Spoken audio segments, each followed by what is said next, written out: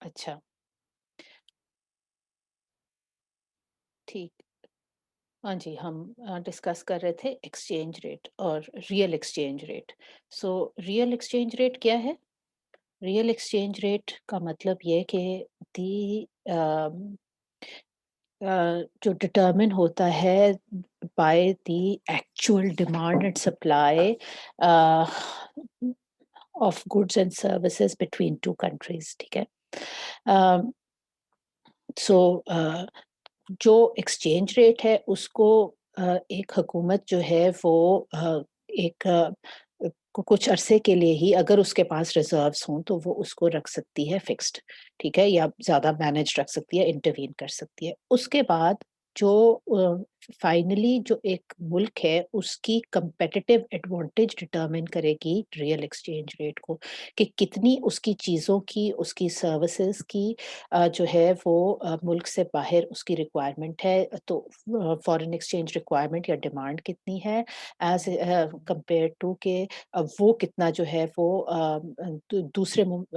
दूसरे ममालिक की अशिया खरीदना चाह रहे हैं या उनके साथ ट्रेड करना चाह रहे हैं। तो जो रिलेटिव कम्पेटिटिवनेस है, ये डिटरमिन करेगी रियल एक्सचेंज रेट को, ठीक है? जो कि डिटरमिन करेगी एक्सचेंज रेट मार्केट, जहाँ पे आपका जो आपका demand and supply of foreign exchange, ठीक है? तो आर्टिफिशियल रेट जो है वो मेंटेन कई दफ़ा इंटरवेंशन करके गवर्नमेंट्स और स्टेट बैंक्स के थ्रू वो रखना चाहती हैं, लेकिन it can be done only in the short run. In the long run it reverts to the real exchange rate.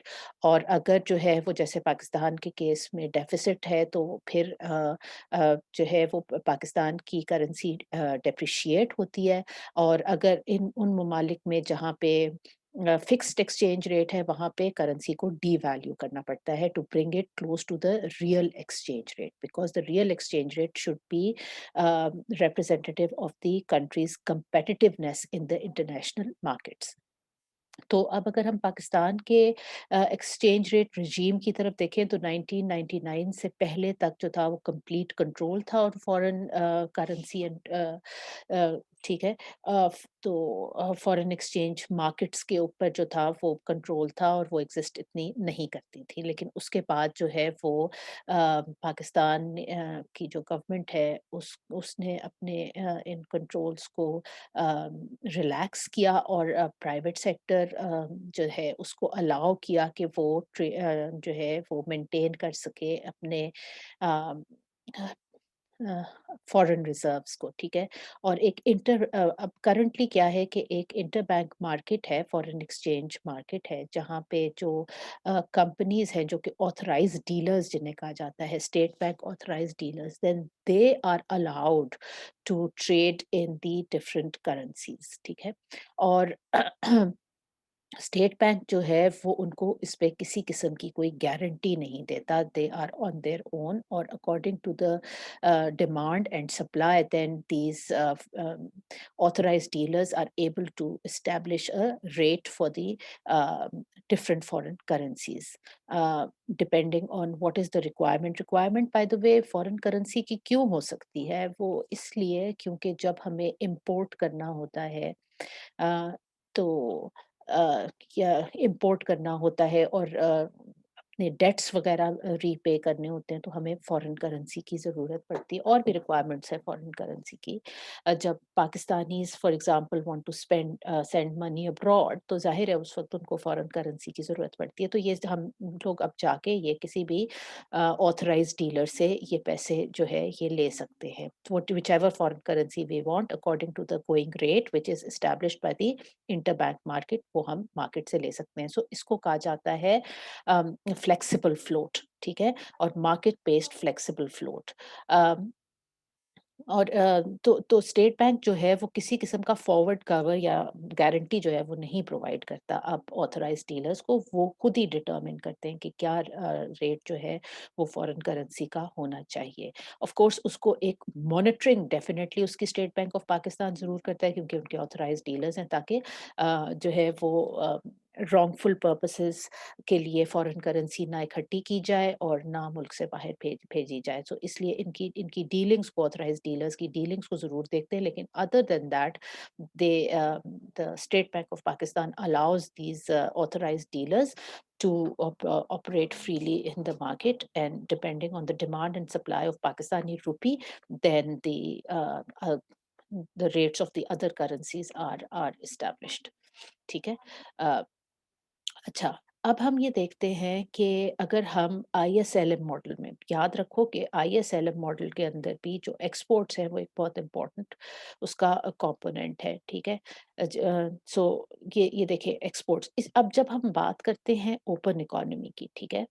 तो उसके अंदर हमें 2 चीज़ें देखनी है। एक ये कि अब जो आउटपुट है वो सिर्फ़ मुल्क के अंदर प्रोड्यूस और सेल नहीं हो रहा, बल्कि मुल्क से बाहर भी प्रोड्यूस और सेल हो रहा है। So we have to look at the international market on the whole. So जब आईएसएलएम मॉडल में इंटरनेशनल मार्केट या इंटरनेशनल ट्रेड के कंपोनेंट को हम डालेंगे, तो the we are now looking at the global market, ठीक है? अब जिसके अंदर जो आपका डोमेस्टिक मार्केट भी है और उसके अलावा फॉरेन मार्केट भी है। So demand for let's see, in a closed economy domestic spending determines domestic output, यानी जितनी डोमेस्टिक स्पेंडिंग है उतनी ही डोमेस्टिक आउटपुट भी है, अगर इकोनॉमी क्लोज्ड है और हम दूसरे ममालिक के साथ बिल्कुल ट्रेडिंग नहीं कर रहे। In an open economy, when international trade is considered, spending on domestic goods determines domestic output, यानी जितनी भी जो स्पेंडिंग है डोमेस्टिक गुड्स के ऊपर, वो डिटरमिन करती है जितनी भी आउटपुट होगी। तो हम तो यही चाहेंगे कि हमारी जो स्पेंडिंग हो on domestic goods, that should be maximum, क्योंकि इसका क्या मतलब होगा कि हमारी चीज़ों की डिमांड मुल्क से बाहर भी है। But spending by domestic residents, that is what Pakistanis are overall spending on Pakistani goods as well as on the foreign goods, that is again something which can create an issue, because if we are importing more and exporting less, then that creates an issue. Demand for domestic goods, by contrast, includes exports or foreign demand along with part of spending by domestic resident. जो exactly मैं आपको बात बता रही हूँ कि अगर जो आपकी जो आपकी डोमेस्टिक रेजिडेंट्स कितना स्पेंड कर रहे हैं, ये तो आपको देख लें, इतना जो है ना डोमेस्टिक रेजिडेंट्स स्पेंड कर रहे हैं, लेकिन स्पेंडिंग ऑन डोमेस्टिक गुड्स में फिर आप जो है वो ये एनएक्स भी ले आते हैं। सो स्पेंडिंग ऑन डोमेस्टिक गुड्स में एनएक्स भी आ जाता है, ठीक है? So this would then be when there is absolutely um, no, if there was no export, and if there was no international trade, then this would be the situation. This is a situation where there is international trade, ठीक है? So X is the level of exports, Q is the level of imports, and this is the trade balance of trade, ठीक है? So इसके अंदर यहाँ पे हम दिखा रहे हैं कि ये एक सरप्लस है, बैलेंस ऑफ ट्रेड सरप्लस है, विच मीन्स कि हमारे जो गुड्स हैं वो मुल्क से बाहर ज़्यादा यूज़ हो रहे हैं। पाकिस्तान में यूजुअली ये जो कंपोनेंट है बैलेंस ऑफ ट्रेड का, ये जैसे आपने पहले भी देखा था, ये नेगेटिव होता है। तो इसका क्या मतलब है कि हमारी जो many times our spending is more on the foreign goods. So that's an issue, क्योंकि ये चीज़ नेगेटिव है। अगर ये पॉजिटिव हो तो then that is good for the country, ठीक है? Overall it means that it has reserves and it has a surplus. Exports minus imports in the trade surplus, or net export spending on domestic goods, is spending by domestic residents plus the trade surplus. So ये spending है और ये trade surplus है। अगर ये negative में हो तो eventually जो आपकी consumption है, जो आपकी spending है, आपका output कम होगा, shrink होगा, और इसी वजह से आपकी जो है future spending भी कम होगी। Now, net exports, or the excess of exports over the imports, depends on our income, which affects import spending on foreign foreign income which affects foreign demand for our exports. अच्छा, अब दो चीज़ें देखें, एक तो वो है कि जो आपकी आपके मुल्क के लोगों की इनकम है, जो कि ये है। ये जो है ये आपके लोगों की इनकम है। क्यों अगर हमारे इम्पोर्ट्स हैं, it depends on how much the income Pakistanis income of the Pakistanis and also the real exchange rate.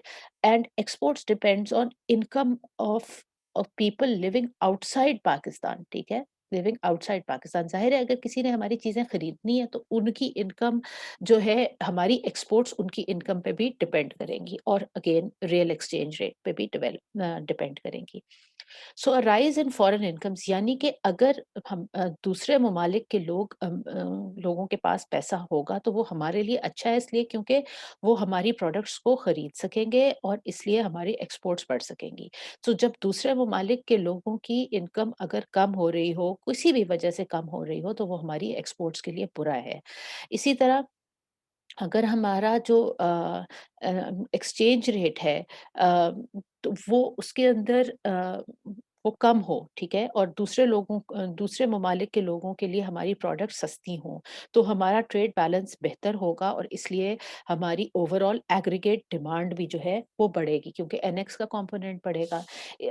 हाँ, अगर हमारी होम इनकम जो है वो बढ़ती है। अगर हमारी होम इनकम बढ़ती है, ठीक है?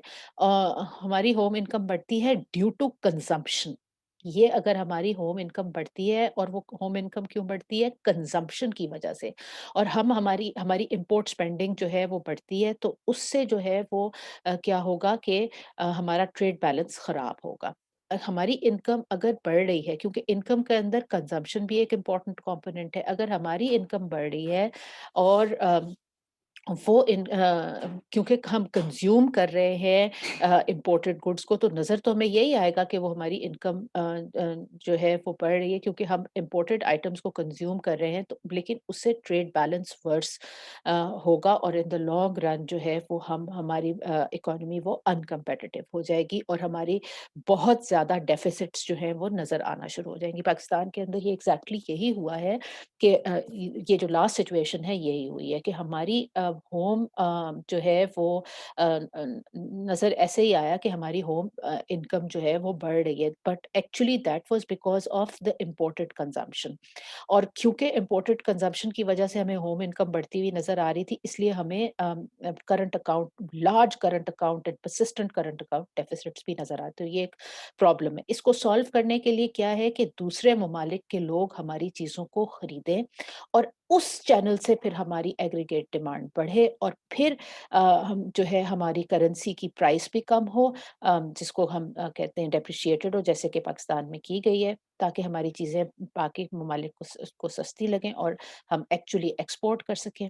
फिर जो है that will then lead to जो हमारा बैलेंस ऑफ पेमेंट का प्रॉब्लम है वो रिज़ॉल्व हो सकता है।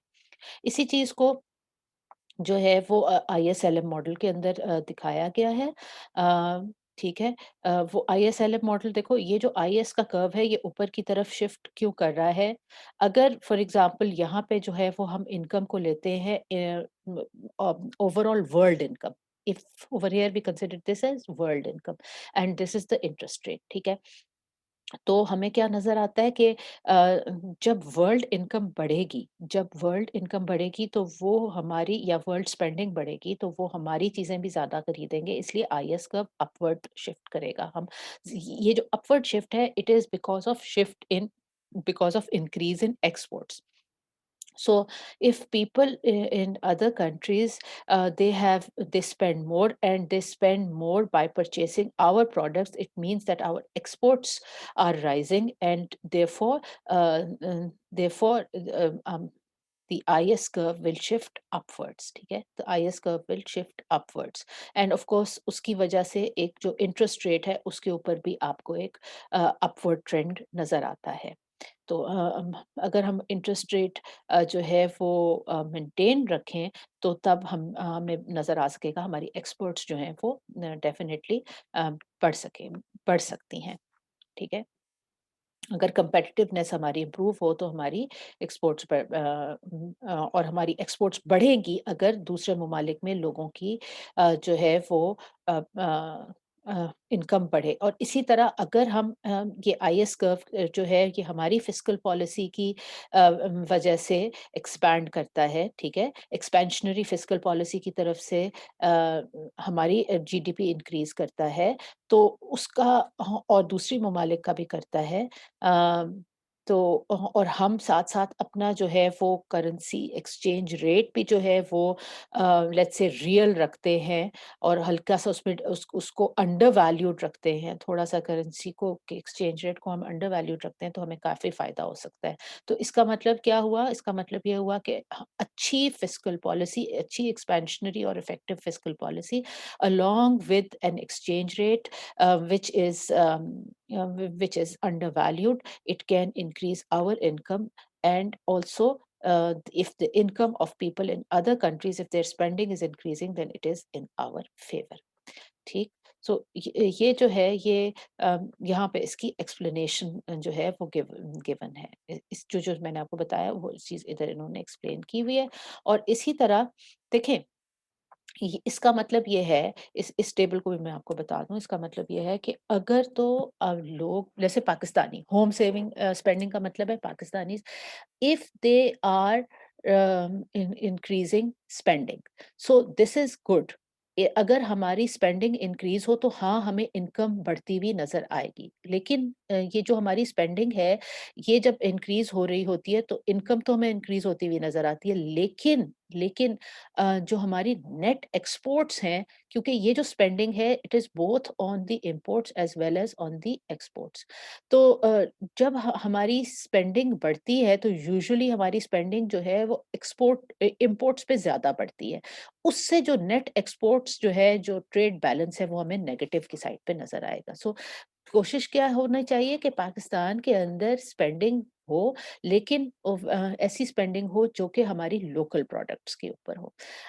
इसी तरह दूसरे ममालिक के जो है ना वो स्पेंडिंग ज़्यादा होनी चाहिए, फॉरेन हम कोशिश ये होनी चाहिए कि दूसरे ममालिक में स्पेंडिंग ज़्यादा से ज़्यादा हो। देखो, जो ममालिक जिनकी के जो है वो इनकम सरप्लस और एक्सपोर्ट सरप्लस दोनों हैं, जैसे चाइना है फॉर एग्जांपल, तो चाइना इस पॉलिसी को अडॉप्ट करता है। तो वो क्या अडॉप्ट करता है कि उसने अपनी जो अम, लोकल जो स्पेंडिंग है और कंजम्पशन है ऑन इम्पोर्टेड आइटम्स, वो तो रखी हुई है बहुत कम, ठीक है, उसने रखी हुई है बहुत कम, यानी चाइनीज जो हैं वो इम्पोर्टेड गुड्स इतनी ज्यादा यूज नहीं करते।